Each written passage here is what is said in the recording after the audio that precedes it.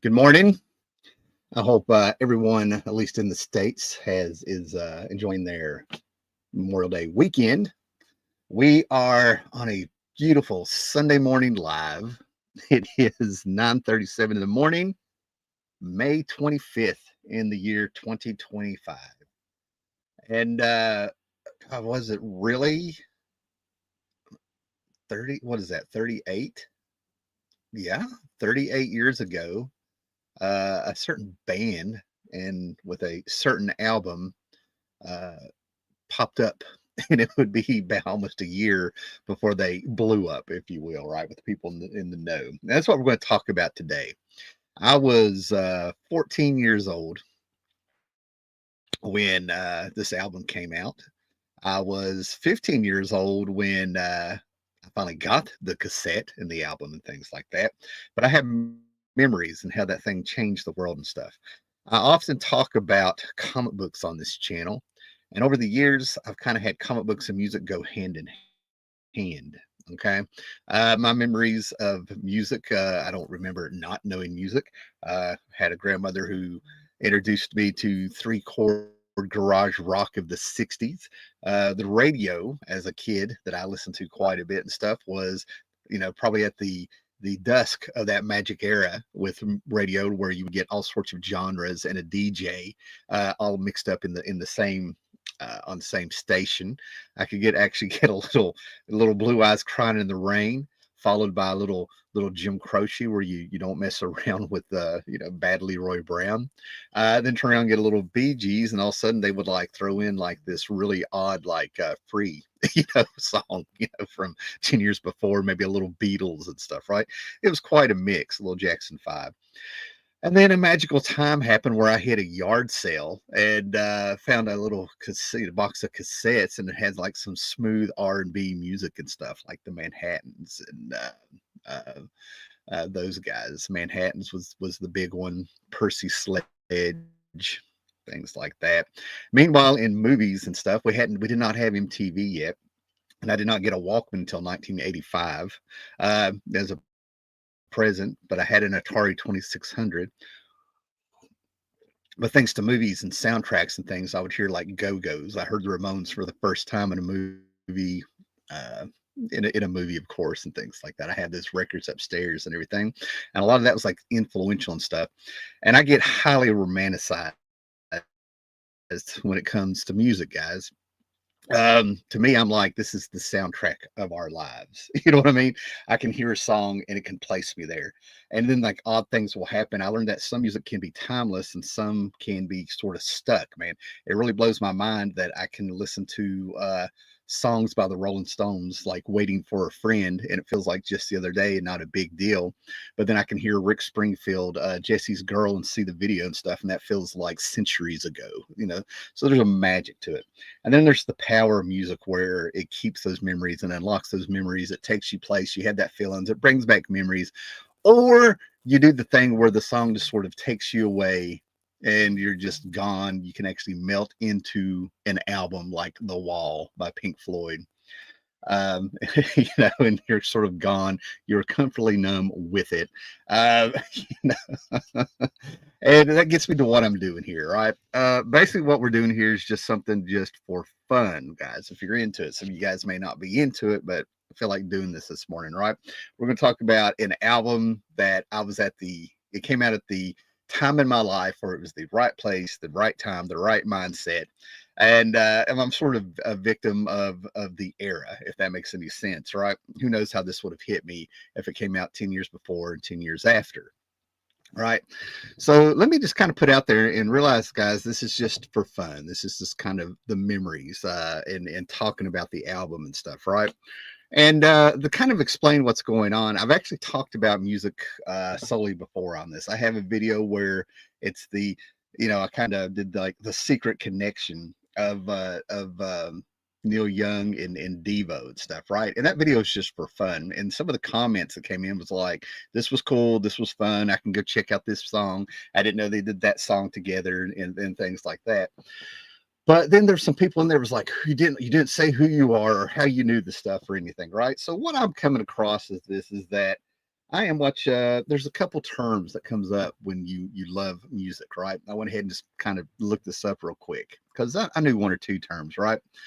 But you kind of terms like somebody who just loves music. You have a melophile, right? A music file, musicophile, right? And then you have the melomaniac, right? And basically, I consider myself a melophile. Melophile, it's an elegant term for a lover of music, and I can get into music and records and the soap opera and the dramas and the movies and the things that go on behind the scenes with the bands and stuff like that, just like I can with comics and music and anything, comics and movies and any other kind of medium and stuff, right?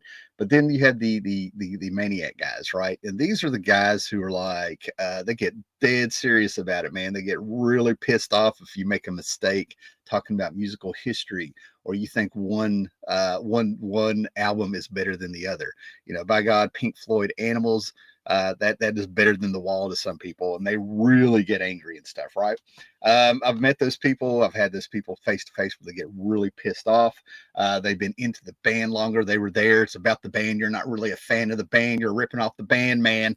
You're not listening. Listen to the lyrics, brother. Stuff like that. And I've caught myself being that guy here and there and stuff, right? So if you're here for that, sit back, enjoy, chill out, grab a cup of coffee, put it in your favorite cheeseburger mug, and let's just have some fun here, guys. You know what I mean?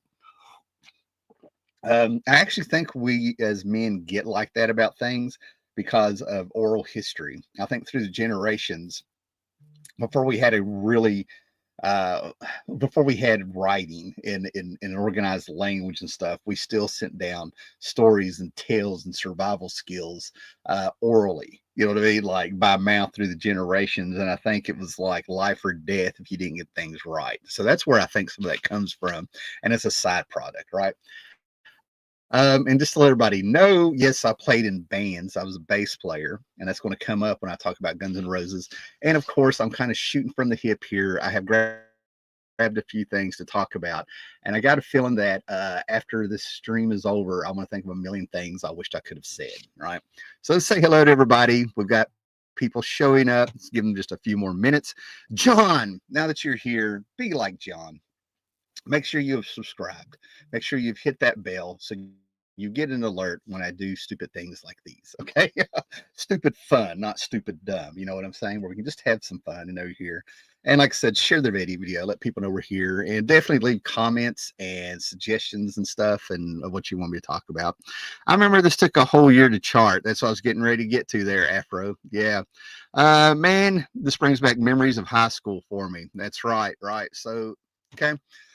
So I'm one of those guys that I spent a lot of time listening to music, right? I would read books, read comic books, have music playing in the air. I would always be hungry for something, right? I always wanted the substance. I wanted to know things. I wanted that music to take me away. I got really serious about it.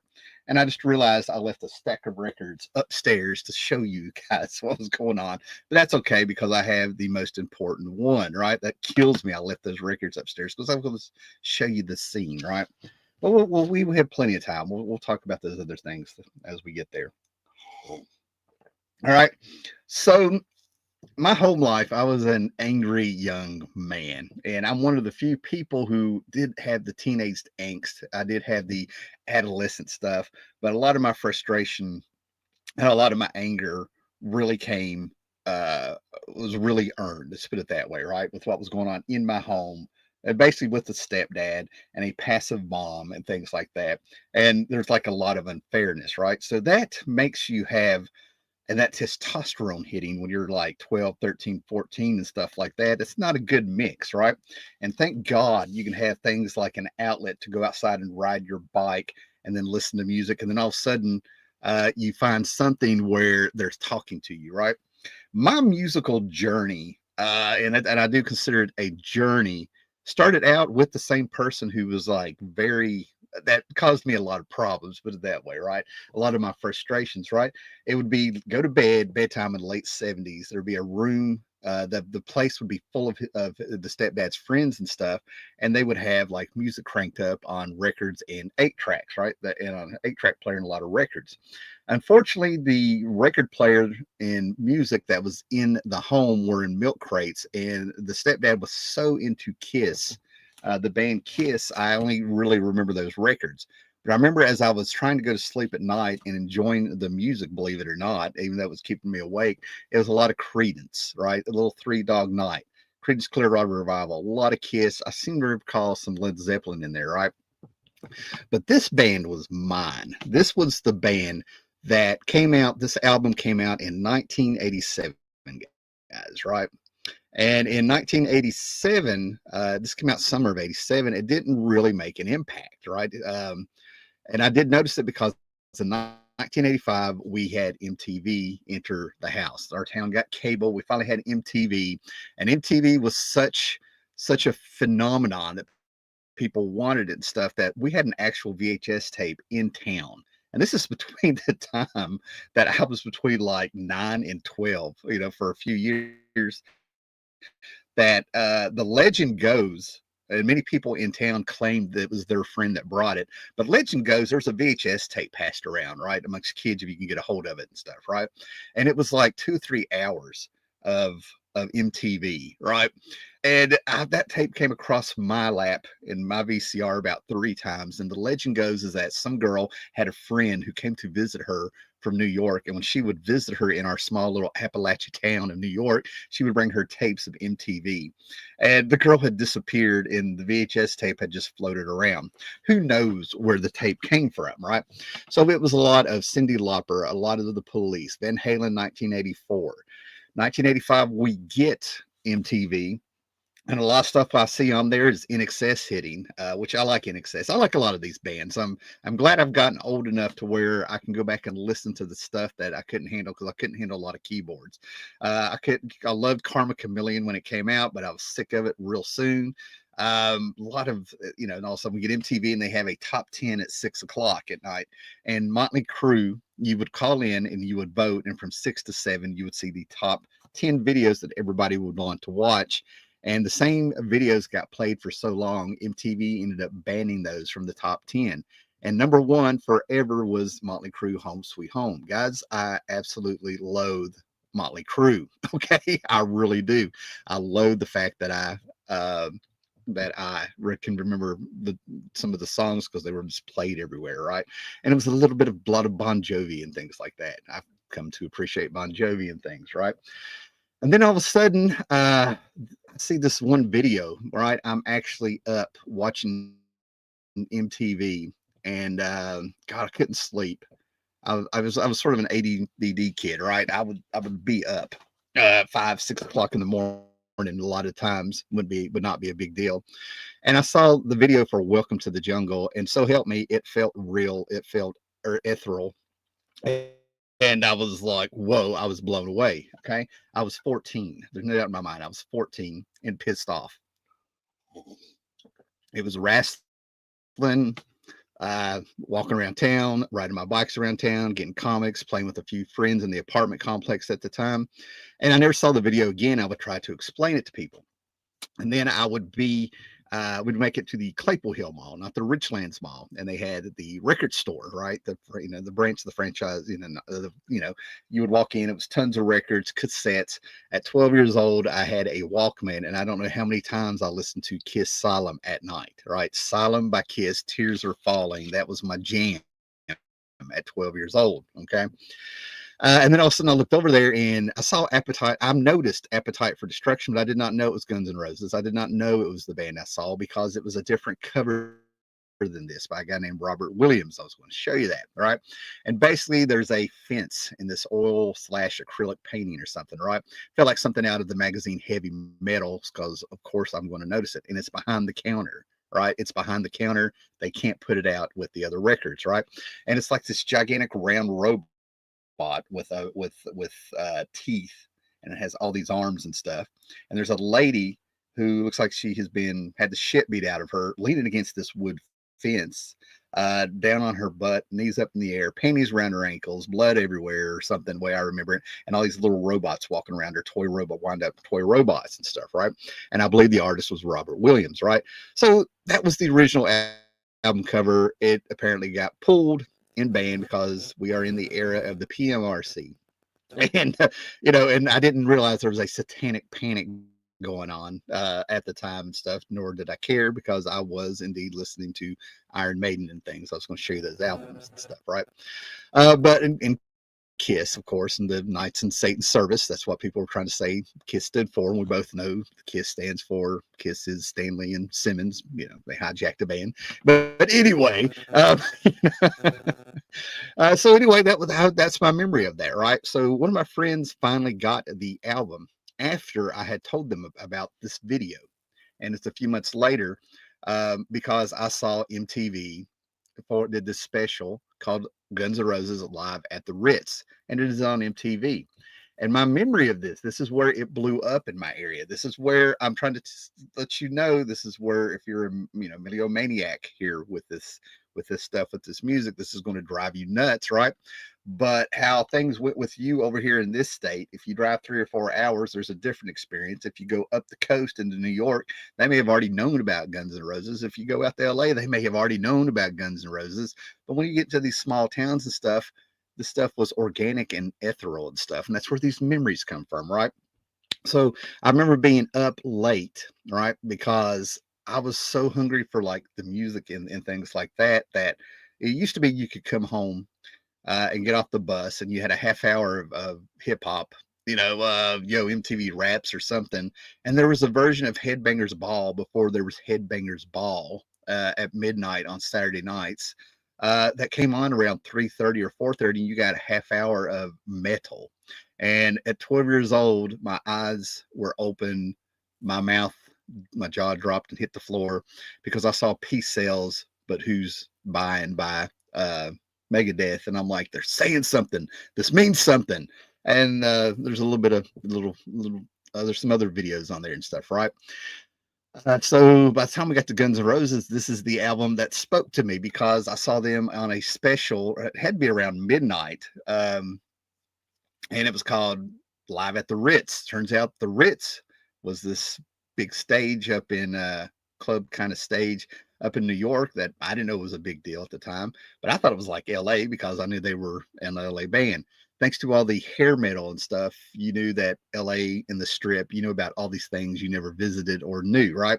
So all of a sudden I'm seeing Live at the Ritz, this live band with these guys who are playing sloppy. They look drunk. Duff McKagan, I would come to find out, was the one that I was drawn to and stuff. And it turns out, as the years went by, of course, Duff and we'll get to that, right? Yeah, Duff would be the one, right? So anyway, they're playing Live at the Rich in a club, a smoky club. Axel's coming out. He's talking, telling the stories behind some of the songs before they kick into them, right? And this is like rock and roll. This is not talk dirty to me. Okay. I'm like, oh my God, this is something, right? Never did I think this band would like end up opening for the Rolling Stones and stuff. They were grim, they were dirty. And I was like, these are the guys that did the Welcome to the Jungle song, right? So that was quite the experience. So I sat down and I absorbed this Live at the Ritz concert, right? I don't remember blinking, all right? I don't remember taking my eyes off of it. And that was the band more than my interest and stuff, right? They felt dangerous. The guy had a nipple ring. You're just like, what the hell? How do you get a nipple ring? Things like that. And then there's the tattoos. And the album cover, of course, is one of the tattoos on Axl Rhodes here, right? So I watched this thing, and so help me, he would tell a story about people. He would do this, and then, God, I think the first song was "It's So." Wait a minute, no. Might be it's so I can hear it. Might be "It's So Easy," but they always opened up their second song during 99% of their sets would be Mr. Brownstone and stuff, right? But in that first Live at the Rich MTV performance and stuff, right? Everybody felt like an individual. I hadn't seen that since Kiss, where each member of the band, nobody looked alike. These weren't the Romantics, we're in the same outfits and the same hair and stuff, right? you could tell everybody was an individual, which made them more interesting. You feel like each one of these guys had a story. Like, how did these guys get together? And of course, there is Slash, where you can't see his face. He looks like something out of a warped rock and roll fairy tale with his top hat and his long curly hair. Um, like I said, when you just can't see, and you can't see his face, he's doing his bangs. Everybody stood out. And then all of a sudden, in that first performance of Live at the Ritz, that I would try to tell people later on, because it did get, they reran it, but for some reason they took out that "I Know I'm Not Wrong." It's on YouTube. I'm gonna have to go back and watch it. There's 2, 3 versions of that Live at the Ritz show they showed on MTV. One is probably 5 minutes longer than the others. But in that first performance, they played "Knock Knock Knockin' on Heaven's Door" by Bob Dylan, and I knew that song, and I was like, "Oh wow!" I was sort of like, these guys have listened to music. These guys. I started getting the idea they were students of music, or somebody was, to be able to pull that one out. Because, guys, I'm going to tell you, the phenomenon of Bob Dylan, if you were at the time in the town, if you weren't there during the 60s up to about Tangled Up in Blue, you were not a Bob Dylan guy. You know what I mean? That would come later. When he got with the Traveling Wilburys, there's a resurgence in his popularity, right? So at the time, it was sort of like Guns N' Roses and other shit, is what you started getting the idea of. So when people would come to me and be like, "Did you see this Guns N' Roses and all this stuff?" I'm like, "Yeah, they played Knocking on Heaven's Door," and people would look at me like I had two heads.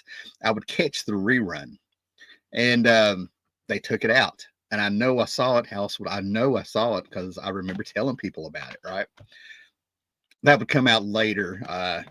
Later in '91, they would release that, with their Use Your Illusion albums, right? So anyway, everybody's finally talking about Guns N' Roses, and they're dangerous, and now and then of course you get those people who come out and they're like, "I've been a fan for forever." Like, this is probably like 6 or 7 months into that album being released, for everybody knows about it, right? And now there's a little bit of a buzz on Guns N' Roses, right? But they're still not showing the video of Welcome to the Jungle on MTV. I've never really understood why. When you watch the video, it just blows. I don't know. Maybe it's too intense, too real for people. I don't know, right? And we'll talk about that in a minute. But the way I remember it, then all of a sudden, in the era of the power ballads, thanks to Aerosmith's Dream On years later, every band had to have a power ballad. They had to have that road song or something. They had to have that thorn with every rose that was thrown at them. You know what I mean? Power ballads were huge. And I love them. I dug them. I was into them, right? One of my favorite ones was Angel by Aerosmith, right? Every bad boy had the soft side. That was the commercials. I remember you could order on TV. They would show these commercials where you can order a compilation of every bad boy has a soft side, and it was all the power ballads and stuff, right? But then all of a sudden they came out with Sweet Child of Mine. Sweet Child of Mine comes out. It has the guitar comes in with sounds you felt like you've never heard in a song before, real high pitched carousel music, with a little bit of something.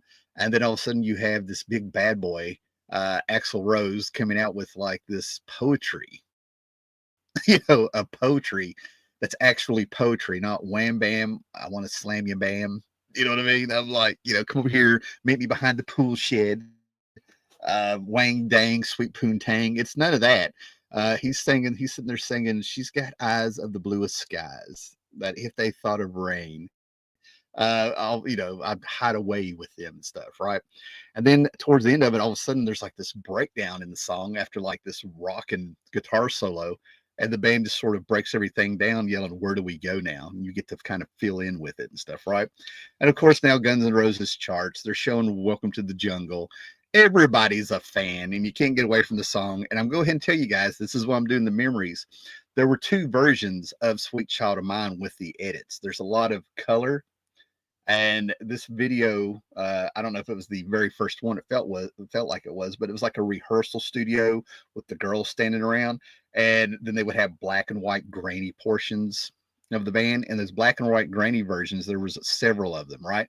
I actually remember watching the video, and towards the end of it, Axl holds that note, out a little bit as the song was going out. The Axl would be holding the microphone, and he would have his hair, going off his shoulder, go to the band or the girls or something, come back, and all of a sudden his hair is fixed and things like that. Sweet child of mine is what he's yelling. But there was a there was at least two versions of that with different scenes in it. They look almost identical. That video got ripped off for like over a year and a half with people doing that studio thing. Once Bitten, Twice Shy by Great White is probably the last one I remember seeing where it's that same format. You know, I was like really sick of that. This was an era where everybody was like, well, anyway, we're not going to get into that. We're sticking to this album. Sorry. So Guns N' Roses are highly influential. So during this time, we moved from a set of apartments out into the boonies into a house with a basement. And the old man, the stepdad, sets up, you know, TV, the two VCRs or whatever, his shelves and everything like that. So if you want to be left alone, you would go down, get in the chair, the TV and stuff's in the front. And I would watch MTV a lot at night and stuff, right?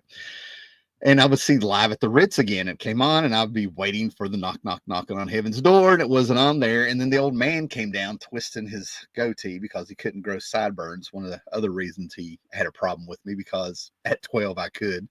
Um, and he would come down and he was twisting his thing. And you don't do this to a teenager. You don't do this, right? So I'm watching Live at the Ritz. I'm right back. It's better the second time before because I kind of know some of the songs better. And the old man, Mr. Deep Purple, and all that stuff, everything like that, is like, this band is shit. And that's when you get the validation that this is yours. You can have something where you're not going to have this stepdad try to act like he is all cool and stuff, acting like he keeps up with stuff. Guns N' Roses in his mind was shit. And I was like, that's all I needed to hear. And I was able to get the cassette. Now, what's wild about talking about this and getting ready to talk about it, thank goodness I have pictures on, I have pictures and things on Instagram, and I documented the stuff, and you see me bought new things like that. I just sold my cassette collection a year or two ago for $50 and stuff, right? And I kind of wished I'd kept the cassette. So for you guys that don't know what I'm talking about, for you younglings and stuff, this is a cassette. You would get this and put it in a Walkman if you had it, or your boom box and things. You would listen to it you had to go back and forth and kind of work to, if you wanted to loop a song, you had to work for it. And the way they did these is by the MTV era with a lot of these bands, especially during the glam era. So you'd have at least a hit and then two other songs you could make a video of. And a lot of times the rest of the songs could be throwaways. Okay. You follow what I'm saying? They started getting the mindset of a video. Now, this one doesn't do it, but you would normally get pictures and the lyrics and the information for a fan club, and this would fold out. Okay. Or you did the thing, if you were poor, you would record off the TV. I did that quite a bit, starting actually in the early 80s when I was like 7 or 8 years old, when my grandpa gave me a little tape recorder. But you would get these cassettes and you would make mixtapes off if you had a CD player with on your boombox and a cassette player, or you would do it off TV or the radio, and you had to work to make these and stuff, right? So a lot of the music I listened to, that's what we did. And yes, I was that hopeless romantic that didn't make mixtapes for girls thinking they were going to see what was in my heart and stuff, right? So that was this era, right? So the Walkman, you would be in your own little world, be able to listen to it, and this was new. I know, this is the great grandfather of earbuds and things. I know, right?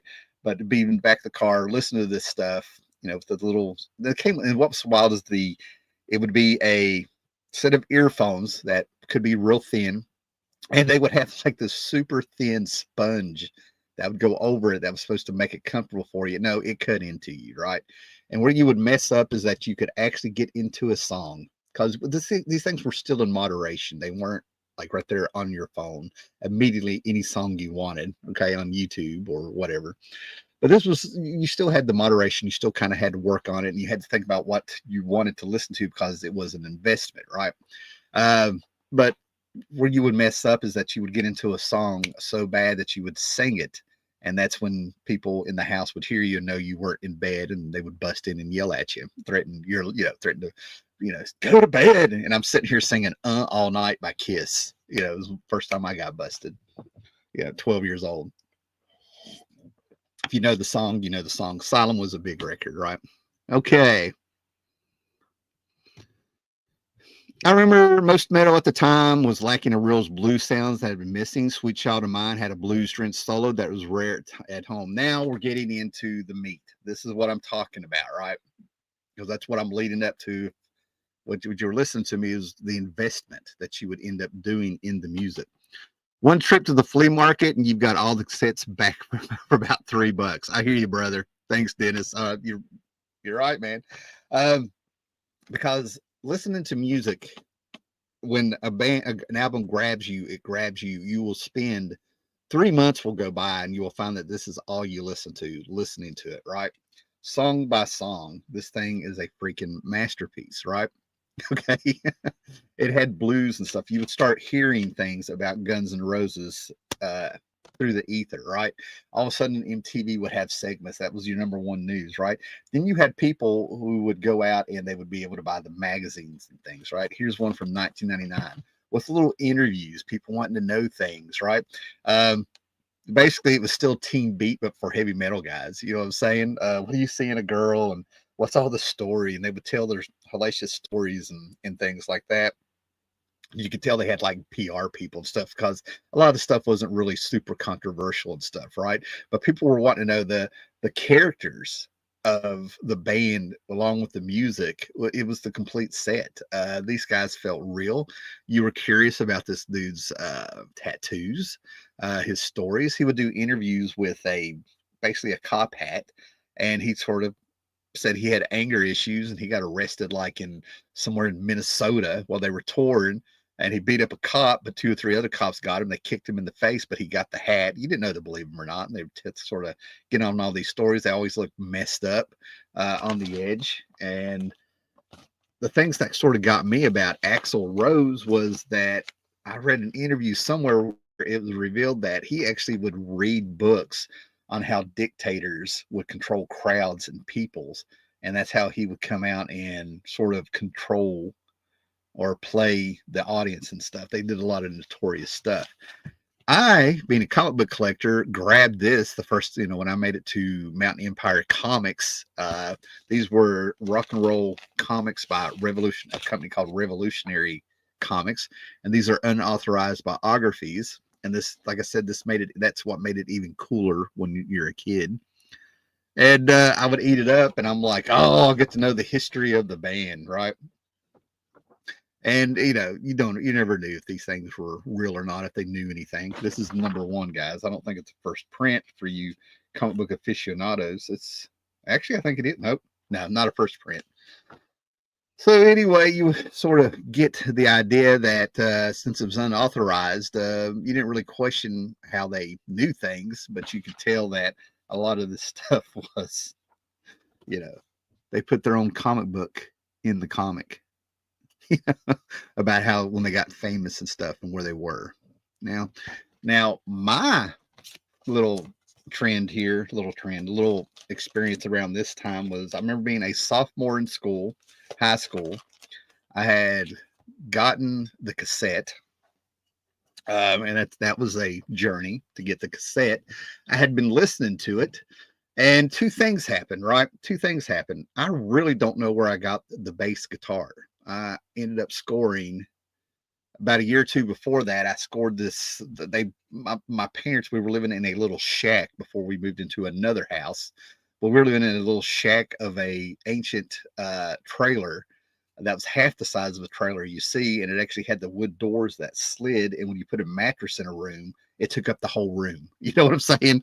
And all of a sudden they come in and I get this guitar handed to me, and it looks like a guitar for a little kid. The strings are horrible. There's no amp or anything, and I'm trying to be nice, but this thing is a piece of shit. I'm like, what is this? So somewhere along the line, somebody saw that, and somewhere along the line, I ended up getting a bass guitar. Right. So when I got this album, and we're gonna go song by song on this album in a minute. I lived half a mile from a music store, and back then with the music stores, you would have all the equipment, up around. I mean, I'm sure they haven't changed that much, but in the back they would have these shelves, and it was tablature music. They would take a whole album, and if you didn't know notes, it would show you the frets to hit, right? 4, 4, 4, 3. EADG on the strings and stuff. So I would listen to this album, run half a mile through town down into that tab store, be cool about it with a bead of sweat around me, and sit there and memorize each song one at a time. I did this for over a month. Surprised that they never looked at me funny. They never said anything to me. It was a mom and pop shop. Uh, but I just did not have the money to buy that. Like I said, I didn't know where the bass and the amp came from. So this was the album I used to teach myself sort of how to play bass. And then I was like, play for ear. I would watch the videos and try to see where their hands were. And that's how I learned how to play bass. And the great thing about this era is that you could swing a stick and hit a musician, somebody trying to play guitar and stuff. And that's some other stories, right? So anyway, this was the album I did that. Then as a sophomore in school during that same time, we had what was called computer math, okay, or computer science. I don't remember which one they went through, right? And we had floppy disk, and they were teaching us how to use computers, little games, tiny little programs. And once you were done, they left you alone. So I would have like, I don't know, 50-minute class, I would have 40 minutes left, right? Because it was, to me, it was just, I was very bored in school, right? So I ended up drawing a comic strip, my first comic strip, and it was called Pistols and Pansies. And it was cartoon figures of these guys. And I would pass them around class. I cannot tell you the 5 or 6 panels I would do if it had a plot or if it was even funny, but yeah, Pistols and Pansies. I would draw the top hat. I would draw the hair, nothing but a nose for Slash. Axel was one great big huge gypsy headband with his nose sticking out. I made him a tiny man because I still think he was all talk and stuff. And that was my first strip. I wished I'd kept those, right? I did them on your school paper in my notebook with the blue lines going through them, pass them around, didn't really care. And I would constantly doodle those and stuff. People would hand me their notebooks and I would either draw it on the front of their notebook and then take my eraser and give it highlights, because with those colored notebooks, you could take an eraser and the color would disappear and leave white, or I would put it on the back. And then all of a sudden I would get pastels, oil pastels, which I was not a master of. My art teacher actually gave me a set, and then I would go out and get Circus magazine and stuff, and I would draw Bret Michaels and Guns N' Roses in oil pastels and sell those for $10 a pop in the 80s. $10 in the 80s was like 25 to 30 now. So that's how I was able to start getting CDs and art equipment in my comics and stuff, right? And go to skating rinks and stuff, right? So I'm wondering where those are now, right? All thanks to Guns N' Roses. That's what started it all. All the people noticed I could draw and stuff, right? So yeah, I'm teaching myself bass within a year, six months. I was playing in a band. We did a lot. Tim Alley, I'm still friends with him. A guy named Brian Mars was on drums. We had no singer. Whoever knew the song would just shout it out. And I joined another band. They had a horrible name. The guy running the band was some 30-year-old dude at the time who was stuck in 1981 with 38 Special. He still had the curly hair, the mustache, and the guy had grown, the porn stash of the early 80s. And the guy was, well married and well taken care of, but he was kind of big. And I ended up like throwing out names for a band, and it came up with Nightbreed because it was my favorite. I still got the VHS over here, my favorite horror movie at the time. And I introduced him to things like Black Crows and a little bit of Guns N' Roses and got him out of that era of REO Speedwagon and Journey and stuff, right? Turns out when it comes to bands and stuff like that, I would have been a better manager and booker if I had just known that was part of the scene. You know what I mean?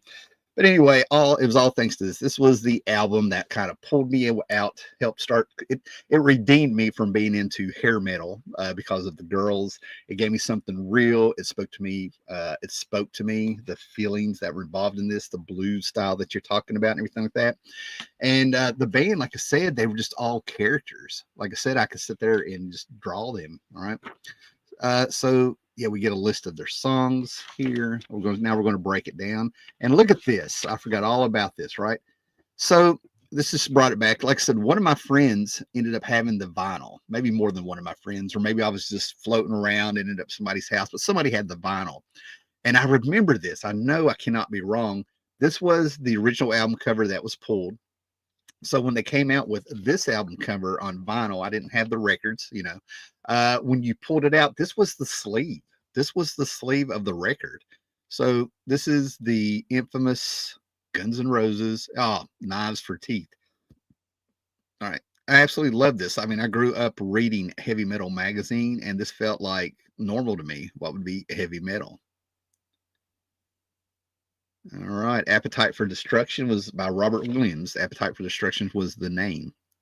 Now, that's the thing about records and stuff, right? There was some great art in these things. And some of these guys that would come off as drug addled goofballs doing an image would come out and you would find out they knew quite a bit. Okay. So, to go song by song here to talk about it, uh, they opened up. Let's get that to open up. So, well, anyway,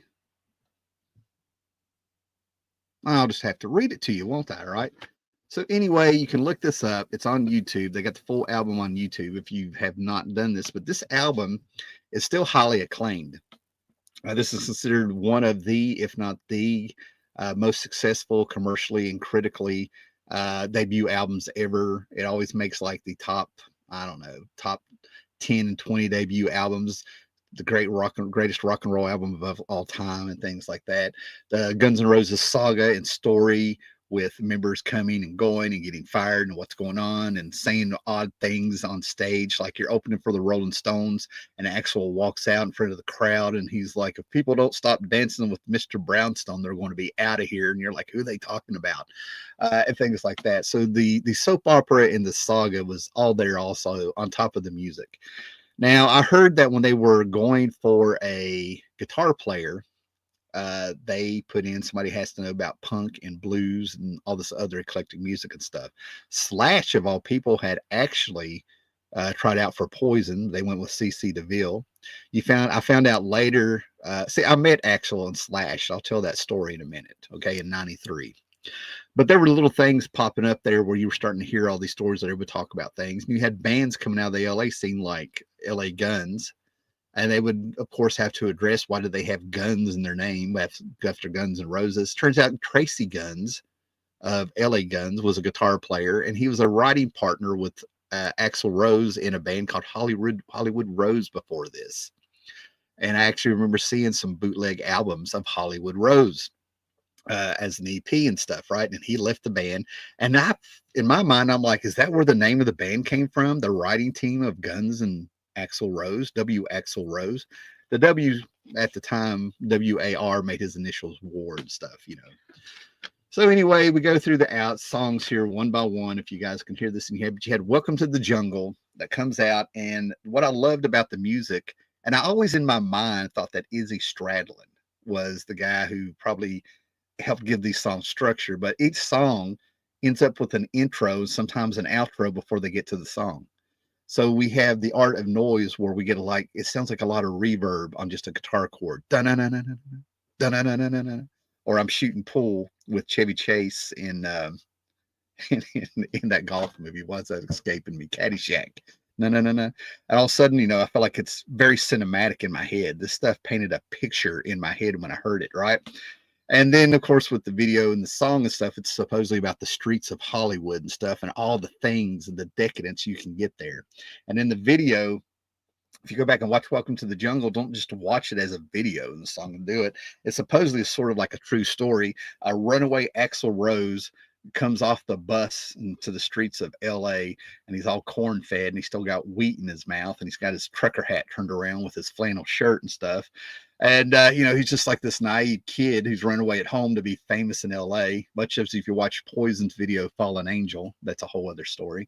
With the same story with a girl like that. But anyway, he gets on there and Axl claims that as soon as he got off the bus trying to find his buddy Izzy Stradlin, because they're both from Indiana and Izzy had already been out there skateboarding and had his own apartment and being all LA and stuff like that, playing in bands. All the members of Guns N' Roses supposedly played in other bands together, like London and everything, and all these other, that's a whole other story. They all kind of crisscrossed before they actually came together. But anyway, so he gets off there and he swears up and down that this guy, as soon as he got off the bus, looked at him and goes, "You know where you are, boy? You're in the jungle. You're going to die." Like that scared the piss out of him. And if you watch the video, video, they take a little bit of a. I caught the Clockwork Orange, and I caught a little bit of the Midnight Cowboy because I still knew about those movies in that movie. But they're trying to say by the time Axel is transformed into L.A., it's through having his eyes open and he watched all this propaganda and everything of LA and all the decadence, the drugs. We got everything you want, honey. We got your disease. Just everything. You better not take it from me. And the breakdowns and stuff. It's just a powerful song that hits you. And then the video had the story showing how the corn-fed boy ended up turning into Axl Rose because of those mean streets of Hollywood and LA and stuff, right? This is, when you fantasize about running away and getting the hell away from all the people in your little town and stuff so you can be somebody elsewhere and not be stuck with what they want to make you like. This in my hometown, whatever you were in high school is how people will always view you, right? I had a 60-year-old father-in-law back 20 years ago, and when he would run into people, he was still what he was in the 50s in high school. You know what I mean? I'm like, that's so I get it, right? So Welcome to the Jungle is a lot of jams. I can still play it in my head on the bass. Yeah, that's one of the first songs I learned. And you start figuring out that everybody is sort of organically putting these songs together. That's why this version of Guns N' Roses was not the first version. These guys all played together, but things finally formed where you had Izzy, Steven Adler, Duff McKagan, Axl Rose, and Slash finally formed a band. And I found out years later that before they got their record deal, Duff, who was actually from Seattle, told them about the music scene in Seattle like in '85. And they went up there to tour. And of course, it turned into a big mess because their Guns N' Roses are a little self-destructive and stuff. And what happened is that's where they gelled and formed and became a band. You know what I mean? Much like the Beatles playing for a year in bars in Germany or whatever. This is what happened to them. The Seattle scene before it became a thing. That's where Duff came out. And Duff has, like, to me, the richest rock and roll history ever if you listen to him. Anyway, so that's Welcome to the Jungle. That's the one that caught my attention, stuck in my head with the glut of all the music that was on MTV that you could get and feel, and the radio had changed and everything was changing and stuff thanks to video actually really killing the video star and seeing less things, like Queen and stuff, unless it was a soundtrack for a movie. Then you go into It's So Easy, and that's the one where they start cussing at people. You just need to fuck off, things like that, when everybody's trying to please me and stuff. Then we go into Night Train, and that's the song that I remember them opening up with the most, the Night Train. And this was the album. This is the song where, like I said, these songs all have an intro and then they build up into the actual song, right? You hear like this bass, I think my mind being like like it's the rock and roll lick, and then the drums come in building up, to like a little bit of a crescendo, and then Axl comes out and then he's singing right into the song. They bring you into the song. It's just so cool, right? But Night Train was the one where it turns out there's a couple people wanting to produce their first album when Geffen got hold of them, right? And one of the people that I've recently learned was Paul Stanley. And he wanted to rearrange some of their songs. Night Train was the big one, how he wanted to have a chorus, and this should be your pre-chorus, and we're going to do this. And now they claim, according to Paul, if you can, believe whatever Paul Stanley's version is, that they did not like that. He was like, they called me or something is the video I saw. And then Axl and somebody were like, no, we never were going to go with Paul Stanley. It's just Steve Adler was such a fan. We were letting Steve have his moment to meet them, things like that, right?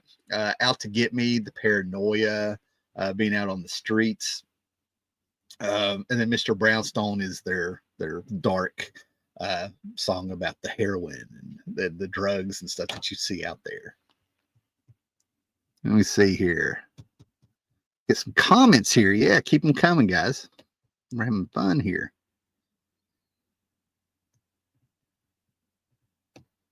Dennis Hayes. Yeah, go to cassettes. All right, we have the great Gore Vidal. Axl has booster hair.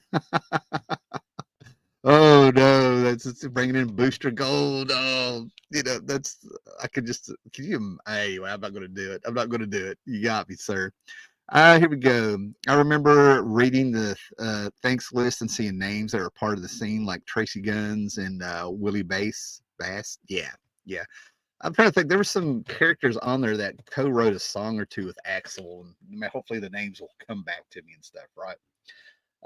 Paradise City, right? Another big hit for them, and it turns out, organically people would write parts of this, and it turns out Duff McKagan was the guy that came up with apparently a lot of the lyrics or something for Paradise City. Take me down to Paradise City where the grass is green and the girls were pretty. Apparently that was Duff McKagan and stuff.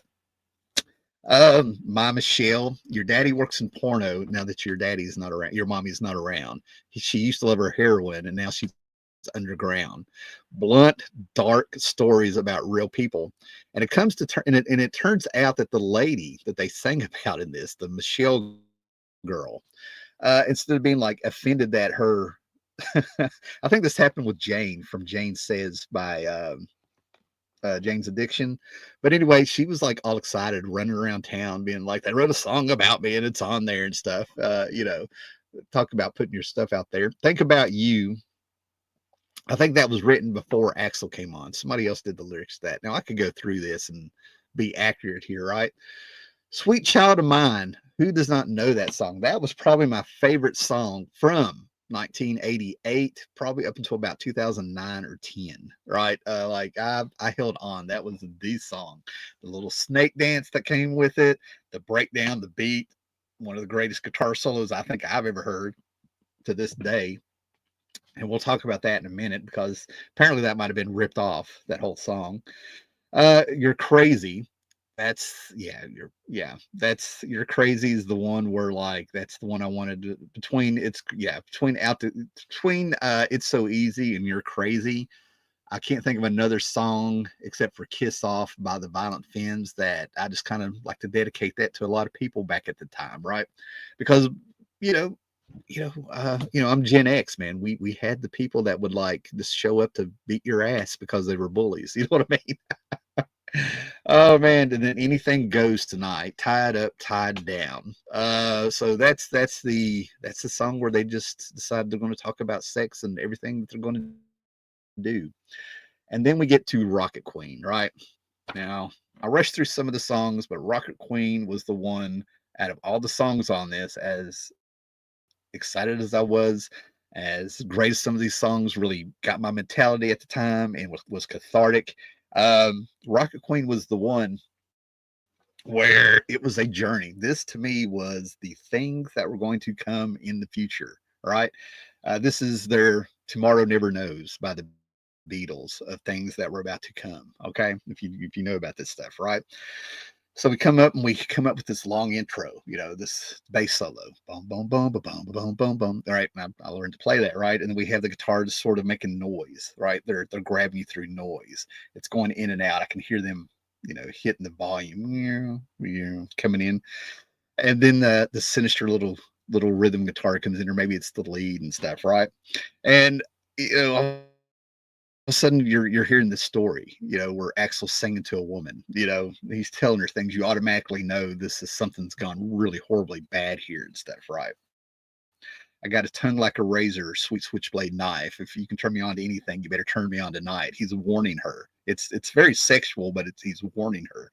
You automatically know what the story is. You know what I mean? Or you're able to fill in the gaps already, right? And then all of a sudden you have parts where you hear a woman moaning. All right, she's moaning. It's very sexual, and you come to find out that in real life, what happened was is Steve Adler had a girlfriend who was hanging around the studio, and Axel walked up to her and was like, "We need you on this. We really need you on this." So he takes Steven Adler's girlfriend after telling her they need it for the album, and he has coitus with her, in the studio, and they record it. And I think she was a little embarrassed later on when she heard it. But yeah, that's the decadence of LA in the '80s that came across. And that's one of that decadence is actually one of the things that sort of killed the scene and opened the way for alternative music and grunge later on, which is a whole other thing. You can watch oh god, what is it? Decline of the Western Civilization Part 2, a serious documentary about the LA scene of the '80s and glam slash hair metal rock and all that stuff. And that's what woke up people to a lot of pathetic stuff that was going on at the time. But Rocket Queen to me is like one of my favorite Guns N' Roses songs because of all the things that are in there and the different approach and how all the other songs are like really dark and about experiences and stuff. And then all of a sudden there's something just real visceral about Rocket Queen and the structure and how the song changes at the end after a long guitar solo, a bit of a bridge, and then all of a sudden you have Axel feels like he's pouring his heart out, saying that I'll always be there for you because I see you standing on your own. It's such a lonely place for you to be. She's actually in. It's so wild to go through this whole song and hear the anger and the drugs and the angst and telling people off and all this stuff, and all of a sudden, you get something that feels like it's much more real than the rest of the album, or personal, not real, personal and stuff, right? Okay. What we got here? I imagine a Batman trailer to Welcome to the Jungle directed by Ridley Scott at the time. That would be cool. That would be very cool. Hey, young friend Bats, your friend Bats from California. Great. Awesome, man. Great. Thanks for joining us, right? So that's the album, right? Now, listen, this is the album that, I've listened to consistently over the years and stuff, right? And we were hungry for Guns N' Roses as they came out, man. They were sort of everywhere. They were being talked about. People were trying to get little interviews. They were making the news. Other bands were starting to, really talk about them. And they ended up surviving the grunge thing. Axel would come out with like these cryptic little stories about how he was in Indiana and the messed up life he had and how he was messed with and how he had therapy and how he would walk around in 7th grade and have big collars and stuff because he listened to Queen and Elton John and stuff. And he would flip his collar up and people would look at him. Some girl like in 7th grade went, "Ooh, you look like a rock star." And he was like, "Thank you." And this was the dream. This is what was going on. And then you started hearing them talk a little here and there. If you were really into Guns N' Roses, you would hear them kind of talk about an album in the future and how he's going over it. And you started hearing like songs that you sort of heard mentioned before. Don't Cry, November Rain, You Could Be Mine. I heard those 3 songs mentioned like in '88, and they didn't pop up until '91 on Use Your Illusion. And kind of 2 Use Your Illusion songs, albums and stuff. Do I have them both here? Yeah. So we'll talk about these later. At the one time, I want to stick to Appetite. But then we had GNR Lies, which is another one. And was it Bailey? I'm trying to figure it out. There was a songwriter. This is where this is important because in '86, they had an EP that I think Giffen Records or something put out to keep interest in the band. Apparently, they already had a buzz, at least on the West Coast or something. And it was Alive Like a Suicide. And then they had some newer songs and came out with a video called Patience. They had an acoustic set on here. And this thing got a little controversial here and there. But I had the T-shirt, right? And the T-shirt that I had, and maybe I still have it upstairs, but I was running around like in '89. This was the front of the T-shirt, just a white T-shirt with this all printed exactly like it is. And on the back of it, it had this on the back of it, right? Tabloid style and everything like that. And my mullet, I was able to wear it in school because my mullet was so long, it actually hid the picture of the naked chick, because it was towards the top of it, and you could hide it, right? But what is the guy's name? West Arkin, that's the guy's name. I thought that apparently they had a friend who helped write songs also named West Arkin, and I was very curious about him, right? So yeah, there's a mythos with Guns N' Roses. There's a debut album that was a shot in the arm, probably because it like had blues and punk influences in there when you really get into it. It didn't just sound like full on metal or thrash, but even though you could actually find some of that, the structure, I always felt like, I don't know if it was him or not, but to me, it always felt like Izzy Stradlin to me is the guy that gave structure to the songs because they really lost a lot of that when he left the band. And you were just fascinated by these guys, right? And they would talk about other bands like, the Rolling Stones and Queen and Elton John. They would get accused of homophobia, and then Guns N' Roses would pop up at all the high class events, right? I remember watching them at Farm Aid, right? I would watch all these things, man. I mean, I'm lucky enough I saw Queen at Live Aid in '85 with the Radio Gaga. That that rock and roll event and stuff. They were at Farm Aid and they came out with a punk song, you know. God, was it the Dead Kennedys? But I knew Guns N' Roses being at Farm Aid was a bad idea. So I showed up for the train wreck. I was a fan, but I'm glad I really kept my objective 9 times out of 10. And of course, they come out to do a punk song and they warn the crowd that, yeah, we're here for the farmers, but have a sense of humor with this next song. And they would do a punk song where it was like, I can't fall in love with a wheat field. I can't fall in love with a barn. Oh, I can't do something when everything smells like horse shit down here on the farm. And I was like, oh no, so, and they cut the feed. They cut the feed because at the end of the song, he said, good fucking night. And they cut the feed. Of course, they're Guns N' Roses being Guns N' Roses. Now, one of my favorite performances, at least by Axl, is when they were at the Freddie Mercury tribute concert, early 80s. Freddie Mercury had passed away. That hurt. That was so sad. That Innuendo album you need to really get now that you know that he knew he was dying. And he comes out and he's, they did Bohemian Rhapsody with Elton John and Axl Rose, which I thought was very cool. But anyway, yeah, they really came out at a time where I was a teenager. The cliches are all there. The grown-ups hated it. You know what I mean? They would really hate Whitesnake when they heard how they ripped off Black Dog. That's the one that got them. Still to the night. Guns N' Roses, everybody was into it. It didn't matter. It crossed social classes and schools and the cliches, and everybody was just sort of into it. Like I said, I kind of laughed because even at a young age, I was a bit cynical, and I hated when something went mainstream and all of a sudden everybody acted like they liked it, even though me and my buddies would be talking about it 6 months before it hit, or at least be aware of it, which kind of makes us music snobs, I guess. I don't know. But I was like that with a lot of things and stuff, right? So it was a good time. It's definitely an era, and it kind of puts me back there because these songs had substance, and a lot of stuff that was out there was about partying and have a good time. And I try to kind of make peace with it. And I'm talking about like the bands like Poison, Black and Blue, and um, oh God, who are the rest of them? Rat, to a certain extent, and things like that.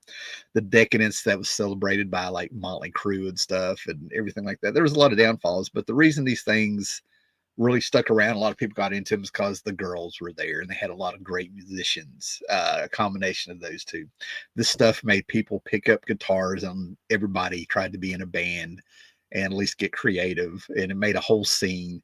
And it gave you something to do as a kid, you know what I mean? Which part of the scene was a little bit of partying and stuff, but the social aspect and having a future was a lot of that's the only place a lot of people, like including me, got that from. You know what I mean? That there's something else out there and there's things to strive for and stuff, right? And I'm saying this very unrock and roll and very uncool. I get it, man. Okay, before grunge, we had the brief alternative period with bands like Jane's Addiction, Living Color, Fishbone, and Faith No More. I would gladly talk about that era and stuff because I thought Faith No More was bringing in the 90s a year before Nirvana. I was so wrong, but Jane's Addiction, Pixies Doolittle did it for me. I finally got to hear the Violent Femmes, even though the album I listened to was probably 6 or 7 years old. Came out in 83, their debut album. That's what kind of saved me from a lot of that glam stuff. So when I heard Nirvana, I thought they sounded like Pixies. Oh boy, 1 in a Million did not go down well with me or most of my friends. Lies was a good record. There we go. Yeah. Axl being Axl, by this time, you got to understand, I always realized there was a fake aspect to anytime you sign a record contract, you're part of the machine. And that's actually what I would call it. And that was part of it. So Guns N' Roses felt real because I could not tell what was PR and what was the publicity stunts. That's one of the things that made them dangerous and cool in my eyes. I mean, you just sort of knew that there was a lot. If there's a camera there, how convenient. You know what I mean? It was little things like that that let me know not to believe everything I saw. But Guns N' Roses was like the perfect kayfabe bracelet, if you want. I never knew what was real and what wasn't with them. You follow what I'm saying? The Farm Aid, I knew there was going to be a stunt there. I knew they were going to do something there. Um, that's what I'm saying. Though I never knew. I mean, you had we get into Skid Row and all this other stuff. People were doing things and stuff, right? I was also discovering Metallica on a whole other level. I knew about Master of Puppets, but a VHS tape came out of Cliff Burton's greatest performances and stuff, and that's when I was also becoming a Metallica fan. Anyway, oh, let me think. Pistols and Pansies, Guns and Roses. The time I met them, and we'll end with that. If you guys want more videos where we talk about music and I go through my record collection and I tell you what was going on through my perception of what was there. Um, I don't know. I mean, I know this is going pretty quick, but I ended up meeting them in '93 in Roanoke, Virginia. I'm wondering where if I usually I have a little bag with all some of my concert tickets and things. I don't see it around me. But anyway, it was the Skin and Bones tour, Roanoke, Virginia. Blind Melon was opening for them in Roanoke. And this is where what was so funny is that I got to go for free. I had a buddy in Southwest Virginia. All right. His house was through the mountains and probably about almost 2 hours away, I think, at the time with the way you drove. And he would come to the community college and he wanted to get a job, get an apartment, and cut his hair because I cut off my mullet and sort of a ponytail. It was so uneven, man. It was like it was a mullet, and it had grown about down to here in the front and the round. Were during my expeditions and travels and stuff. Cut my hair off, and the guy had long curly hair, was into music and everything like that. And where I knew everybody, I got him a job at Pizza Hut one day. I had a friend in some apartments called College Estates near, relatively close to the actual college of sorts, who was needing a roommate. I just talked to the person about a week before. So within 4 or 5 hours, I got the guy a job because I knew people and a place to live and something else. And next thing I know, he pops up a week later, had cut his hair off and had Guns N' Roses tickets and was like, you're going, you helped me out. And that's how I got to go see Guns N' Roses. So we get to Salem or Roanoke. There's two places that we could have seen them. I feel like it was Salem. I don't know. But anyway, we get to watch him. And of course, Blind Melon comes out, and this is the world changing because it was 92. I think it was 92. So the world was changing because we were like, not even 20 yet, if I remember right. I'm getting ready. Yeah, I'm not even 20 yet. Definitely not even 20 yet. And all of a sudden, we're showing up in the black, the blacks. That was the tradition. You showed up in your black T-shirt and your jeans or whatever, all black and stuff.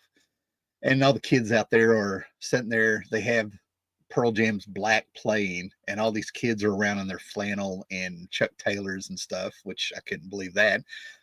We're singing this song called Black and Swaying, and then people were trying to, mosh and stuff to Blind Melon singing No Rain and whatever, you know what I mean? So probably like 92. But anyway, what had happened is that when he gave me the tickets, he was like, we'll come up to my house. We're going to pick up my buddy, pick up a girl. The girl will get us backstage. And I'm thinking, this guy's just talking shit. So we get up there. We go to his house. We pick up his buddy. I didn't realize this guy was wealthy. He had this immaculate house. His friend he'd grown up with was just hanging out at the house, washing his hair, getting ready to go. Like he'd grown up there also. It was like one of his mom's kids and stuff. And then we go to the middle of a town called Clintwood. Clintwood, I think, was actually on Jeopardy because it's the only town that had one street light. It was so small. And right around the corner from that one street light is just a trailer, right? And we walk in, and there's supposed to be two girls. There's two girls living there. One's not going to go with us. The other one is. And what I didn't know is that these girls were professional groupies. So they go in the back. They're all talking. The one girl is saying she's going. And yes, they were hot. And I just kind of sat there on the couch waiting for everybody. And there's like this little coffee table, and there's a photo album on there. And I'll reach up and I just kind of open the photo album. And there she is with Bret Michaels. There's the two girls with Stephen Pearcy. And that's when I'm like, oh my God, they're groupies. They're professional groupies. This is going through my head. Then I get to this page with Dave Mustaine. I'm like, that's Dave Mustaine. It's Megadeth, right? And right when I did that, this 4-year-old little kid with long, sandy brown hair uh, cut off t-shirt, black t-shirt without arms and stuff, a little sneer devil face, and stuff like that runs by, and it's like a miniature Dave Mustaine. I'm sitting here like, no way. And I don't know if it was or not, right? I was like, oh wow. So anyway, the one girl goes. We get all the way out to Roanoke. It's about a 3-4 hour drive by this time. And we get there, and the girl's like, come with me. We don't go where everybody is in line. She takes us around to the side. And so help me, like right on cue, some guy that works there, dressed all in black, real tall, skinny. He's got the necklace with the passes and stuff. He comes riding up on a bicycle, big, you know, and she disappears with him for 20 minutes, comes back doing this with her lipstick. I don't know if that was for show or not. And we got 3 passes. So we watch Blind Melon. Axl Rose comes out. The band comes out at 11, 3 hours after the other, 3 or 3 hours after the other band had already finished. I knew the world was changed because people were trying to mosh to No Rain. I'm like, this is weird. So we get out of it, and I go up to the side. Not even my, didn't matter. So I'm like from here to my wall here from Duff McKagan on his spot stage, and Axl's running over there. I see them. What was great about it is I couldn't stand Gilby Clark. I was really, should be Izzy out there. Gilby Clark just looked like your basic, soft LA kind of guy that you see on TV. And during You Could Be Mine, he fell off stage. I could see it, right? He's sitting there, you could be mine, you could be mine. And then with his little mic part, you could hear, you could be mine. Oh, and he hits the ground. They pull him up. Axl comes running back up for the next song, and 2 guys are taking Gilby off stage, and I could see Axl's face right over the shoulder of Duff McKagan. I was like, yeah, this guy's not going to be around much longer. He was like, what the heck? Like first you can see him being sort of protective, and then you can see he was sort of like, that was, and all this stuff, right? Gilby comes out to finish the concert, and he's changed clothes. He's got his little pimp hat on, little pink pimp hat or whatever it was, and his little scarf, no shirt, and he looks like he's pouting because he's out there having to finish the concert.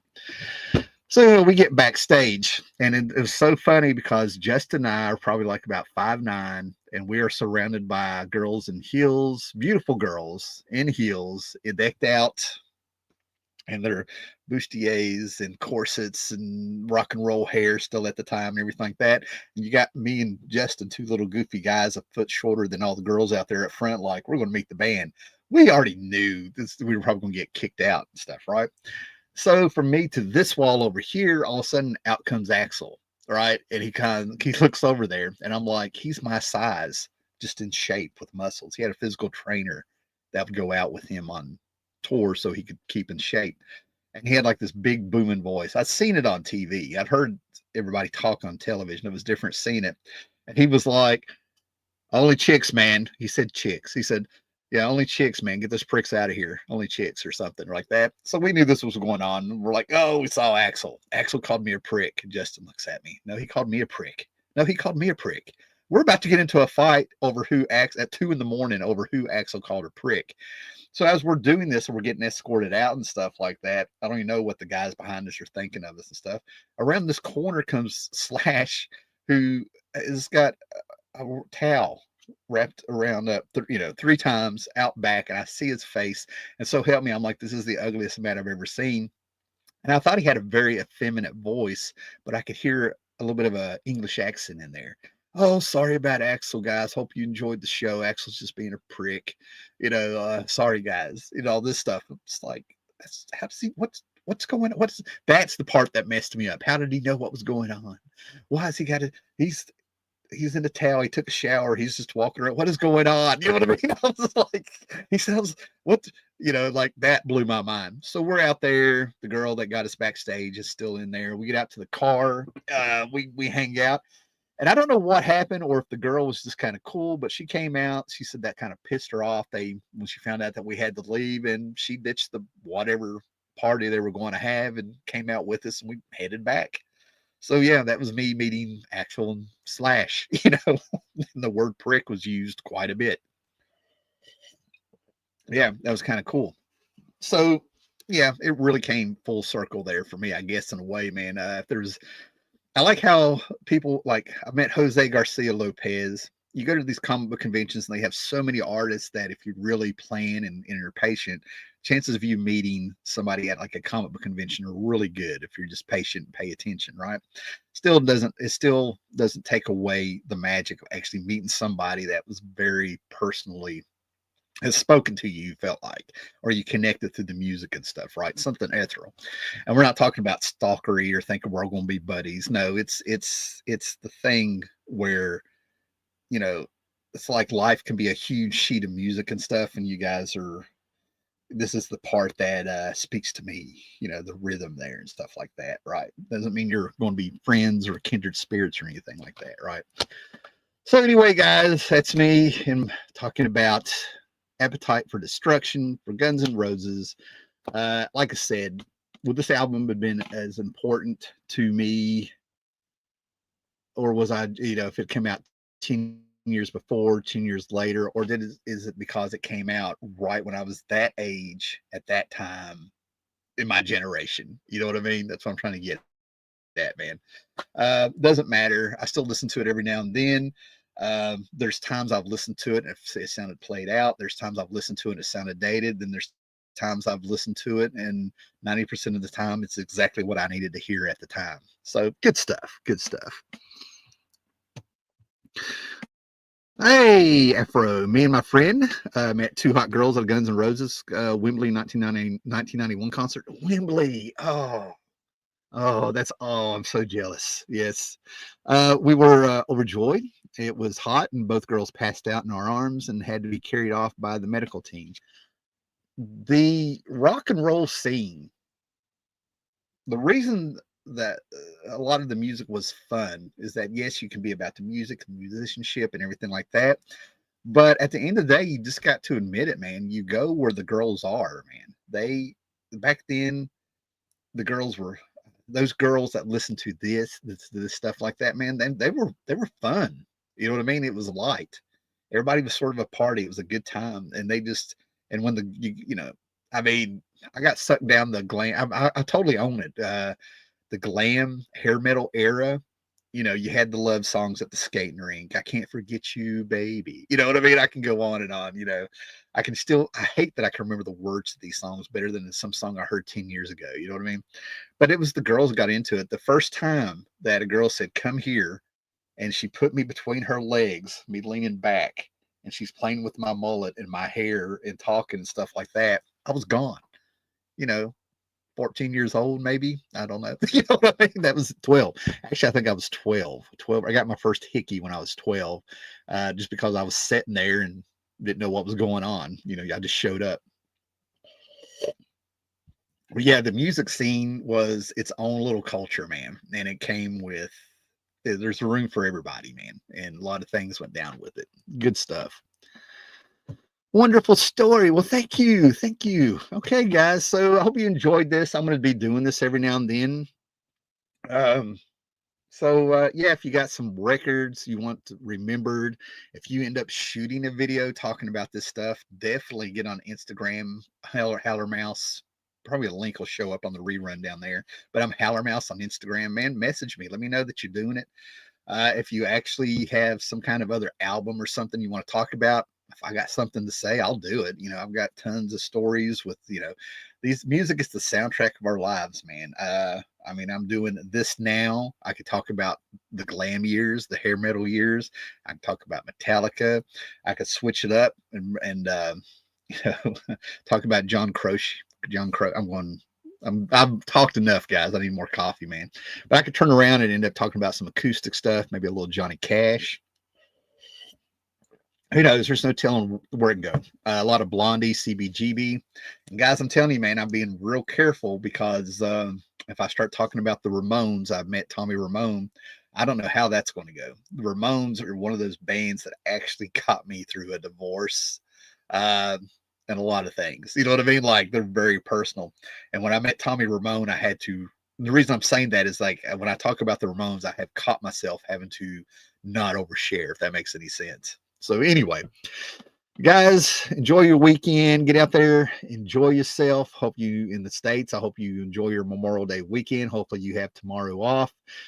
Mission Impossible is out there. My wife is off tomorrow. I'm looking forward to doing some things with her. Gore, but man, if you got a topic or you want to do something, let me know. I've got a weekend or two next month that I should be around, man. All right, later, guys.